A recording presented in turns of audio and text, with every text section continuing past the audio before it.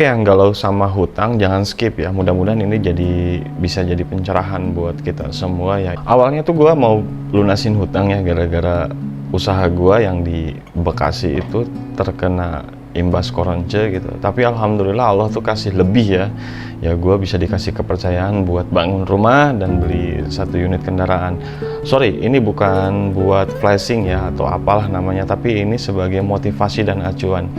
Jadi ceritanya tahun 2019 itu kan kita terkena wabah dan usaha gua yang ada di Bekasi itu ya qadarullah ya terkena juga sama gitu. Bahkan gua itu harus ada sambutan semacam amanah gitu sebesar 400 juta.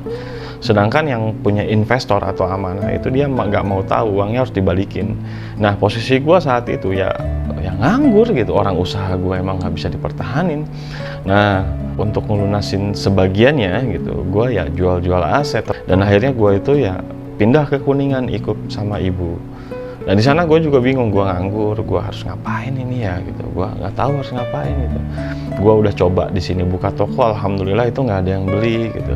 Sampai suatu saat gitu, gue dapat satu tulisan tuh, ingat banget, gue dapat satu tulisan karena gue udah hopeless ya dari investor sendiri terus neken untuk bayar hutang. Wah pokoknya udah dicaci maki lah, segala macam udah dicaci maki, cat-catanan juga masih ada itu buat kenang-kenangan gitu. Sampai gue sendiri berpikir, ya Allah ini ya rasanya ditagih hutang gitu, ini ya rasanya gue tuh bener-bener gak tahu harus gimana lagi.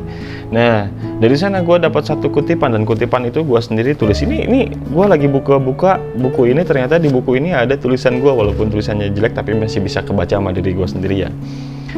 Tulisannya, bagi yang masih punya hutang gak ada yang gak mungkin di dunia ini jika Allah berkehendak. Dari sana gue mikir, iya ya, gue punya Allah ya. Sehabis itu yang gue lakukan apa? Cari bisnis? Tidak. Yang gue lakukan saat itu ya memperbaiki dulu deh.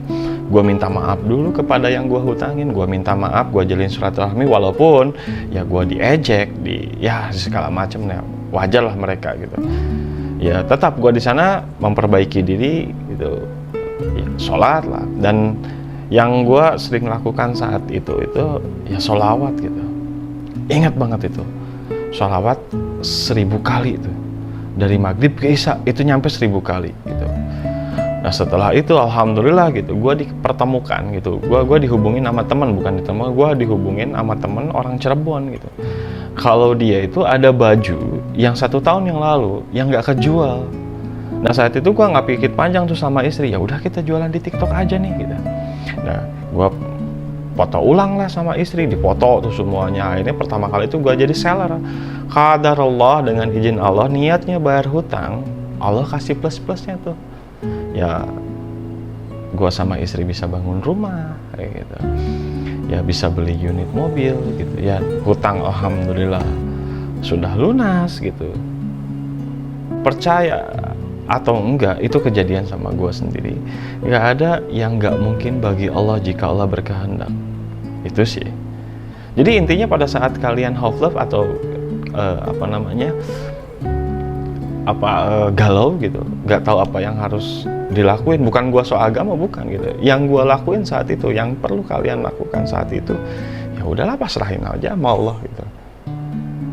Allah ngasih jalan bener-bener yang nggak terduga gitu lewat TikTok. Gue 1 minggu jalanin TikTok, alhamdulillah minggu berikutnya dikasih rame sama Allah. Bukan gue sih yang live, tapi istri sih yang live. Ya mudah-mudahan ini bisa menjadi pencerahan ya gitu bagi yang punya hutang. Jangan pernah putus semangat gitu. Kita masih punya Allah yang maha kaya, yang bisa ngasih apapun yang kita minta. Oke.